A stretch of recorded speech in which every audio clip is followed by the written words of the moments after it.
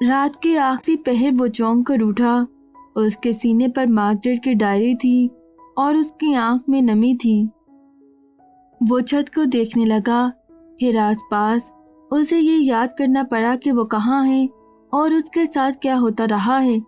ان کیفیات کا شکار وہ بچپن میں ہوا کرتا تھا، جب بستر پر روتے روتے سو جایا کرتا تھا اور پھر سوئی جاگی حالت میں اسے لگا کرتا تھا کہ کوئی اس کے سرہانے بیٹھے سرگوشیاں کرتا رہا ہے، ایسی سرگوشیاں جو اسے بوجھل نہیں کرتی تھیں اور آنکھ کھلنے پر اسے رو دینے پر مجبور کر دیتی تھیں۔ وہ اس خوشبو کو بہت قریب محسوس کرتا جو مارگریٹ کے ساتھ لگ کر سونے سے اس کے اپنے اندر حلول کر گئی تھی اور جسے اس نے اپنے اندر سے کبھی جدا نہیں ہونے دیا تھا۔ وہ سرگوشیوں کی رات تھی۔ وہ مارگریٹ کی خوشبو کو بہت وضاحت سے محسوس کر رہا تھا۔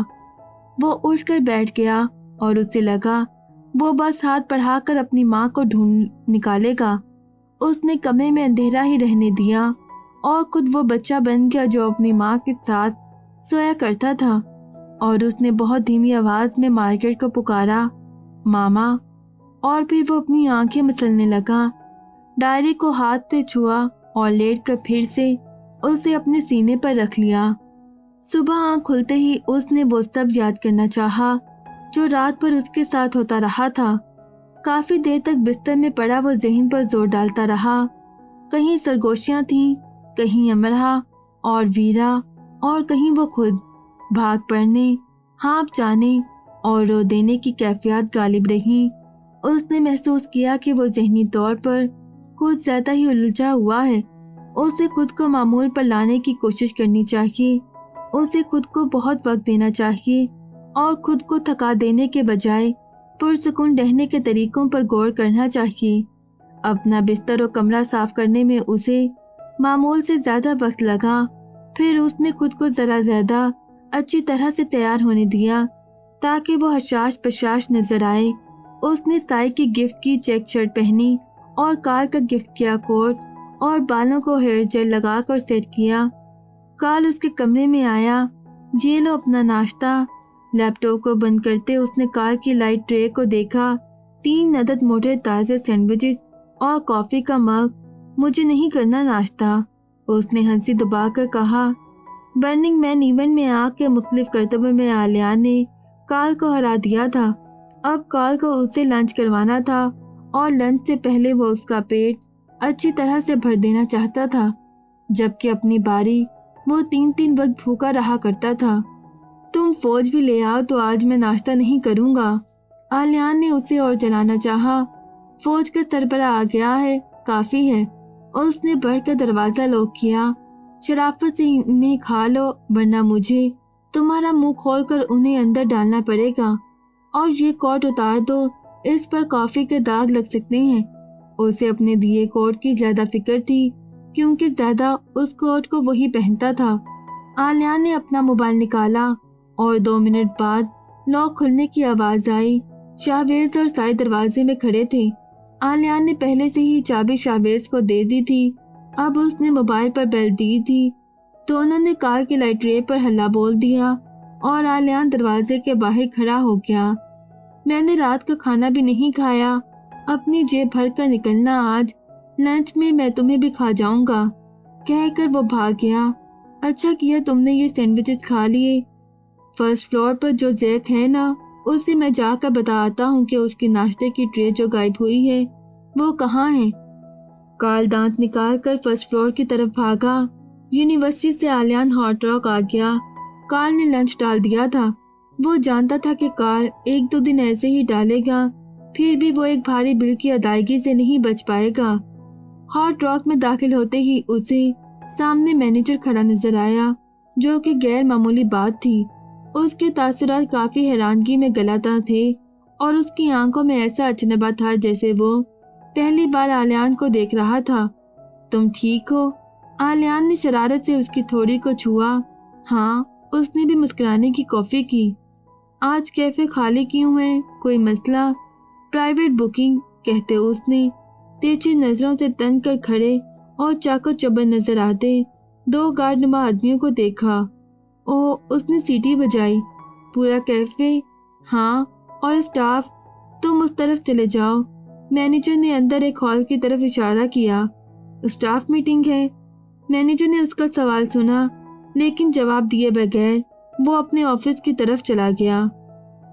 मैनेजर के अंदाज पर उसे हैरत हुई, लेकिन फिर भी वो उसकी हदायत पर अमल करते स्टाफ मीटिंग का सोचते उस हॉल की तरफ आ गया जिसकी तरफ जाने के लिए उसे कहा गया था।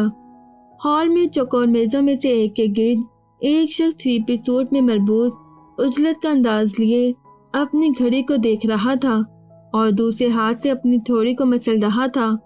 उसका सर इस अंदाज में और ऐसी बेनियाजी लिए हुए था जैसे उसकी सल्तनत की रआया सामने जमीन पर बैठी हो और वो उन पर अपने मनचाहे अहकामात नाफिज करने जा रहा हो। उसका पहला तासुर मुतल्लिकुल अनान का था और अगला तासुर पहले की गवाही। सामने मेज पर पिर्च में कॉफी कप औंधा पड़ा था।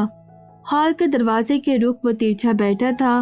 आहर पर यह काम सादिर करने वाले उस शख्स ने सर उठाया और आलियान पर उसकी तरफ आने वाली रोशनी रोक लेते वजूद की हकीकत खुल गई। स्याह तिल ने सारी रोशनियां किसी स्याही चूस की तरह जज्ब कर ली। छनाके से हॉल की छत से झूलते गोल कमकमे टूटे। गुजर चुके वक्त ने सभी दबी दबी सिसकियां और आहें अपनी कब्रों से उगल दी। कच्चे गोश्त के जलने की बू उसके नथनों में घुसी और दुनिया भर की मखलूक की मादाओं का दरवाजा उसके वजूद से लिपट गया। हॉल में फैल गया, आहें ऊंची।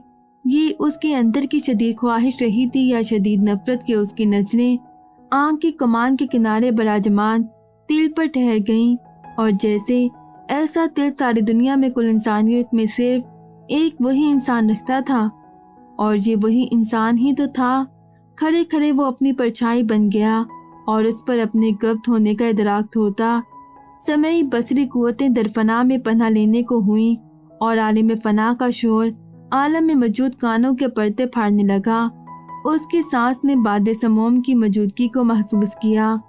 4 बुरी आंखें उठी एक दूसरे के सिम और जिस दिन मैं और वलीद पहली बार एक छत तले इकट्ठे हुए मुझे यकीन हो गया कि उससे ताल्लुक मुझ पर वाजिब था और उससे मोहब्बत मुझ पर फर्ज उठकर मिली और ठहर गई। जब वो सो जाया करता था तो मैं जाग जाग कर उसे देखा करती थी। मैं अपनी सांसों की आमदोरफ्त को इतना बेजरर बना लिया करती थी कि वो उसकी नींद में मुखल ना हो सके और उसे जी भर कर देखते रहने का मेरा ख्वाब टूट न जाए। आलियान ने इतना गहरा सांस लिया जैसे आखिरी सांस। जब वो मुझे देखा करता था तो मुझे यकीन हो जाता था कि मुझे खास इसी मकसद के लिए बनाया गया है।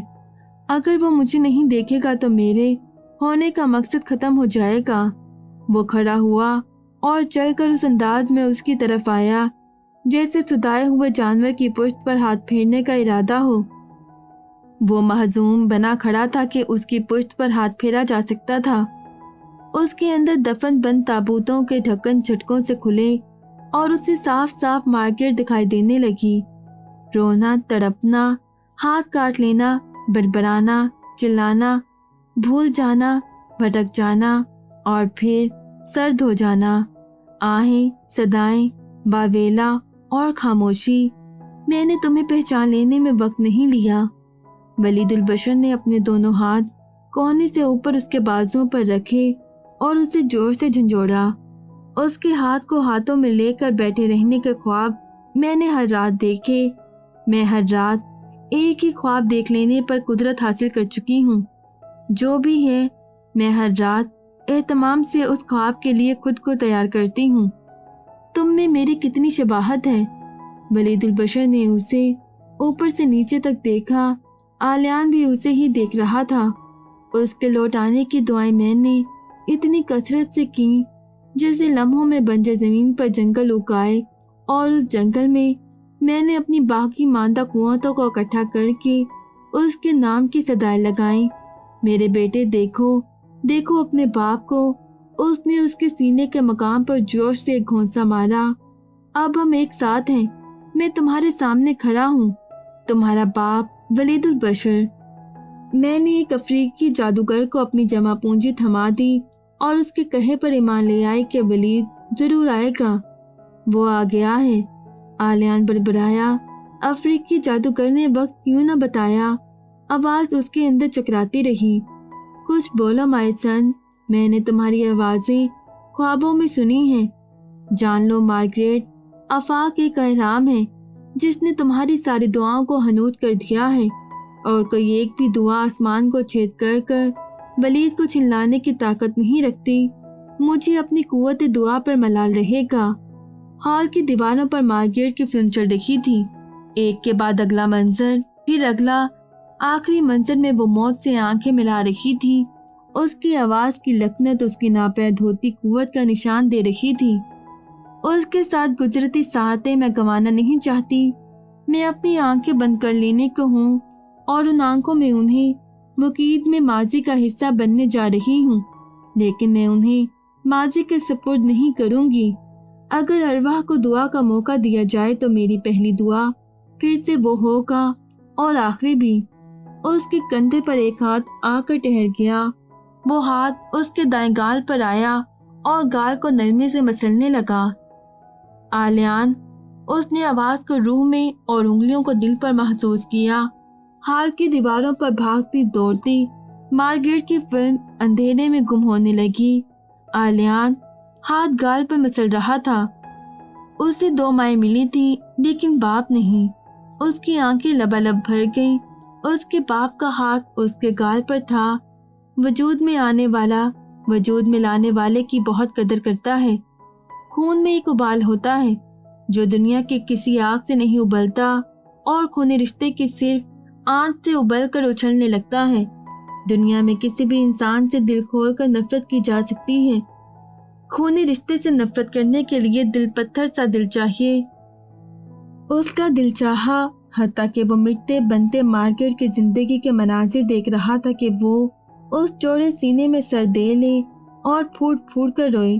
उसने चाहा कि वो अपनी याददाश्त को गुम कर दे और वलीदुल बशर से नापसंदीदगी का जज्बा भूला बसरा कर दे।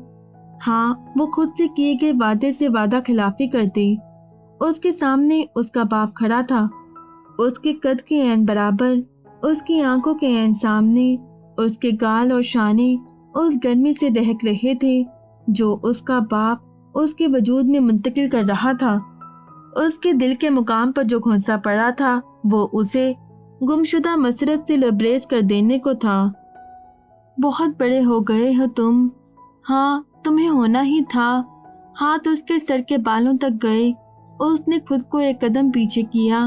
वलीदुल बशर ने जरा सा चौंक कर उस खामोश खड़े मुजस्मे को देखा जिसे अरबी मट्टी ने मगरबी ढब में ढाला था, जिसके चौड़े शाने और ऊंचा कद उसके मजबूत होने की दलील दे रहे थे, और जिसकी अरब रंग आंखें इतनी बेतासुर थीं जैसे वो सदा रोशनी से ही जान रही हैं, और जिनकी बनाई का वास्ता सिर्फ अंधेरे से रहा था। देखो आलियान, मैंने तुम्हें ढूंढ निकाला। 2 कदम खुद को पीछे ले जाते वलीदुल बशर ने दोनों बाजू वाकर दिए। उस ऊंचे, लंबे, ताकतवर मर्द को काबू कर लेने के लिए बस इतना ही काफी था। मजीद वीडियोस देखने के लिए हमारे चैनल ऑडियो बुक्स ट्रैक्स को सब्सक्राइब करें और बेल आइकन पर क्लिक करें।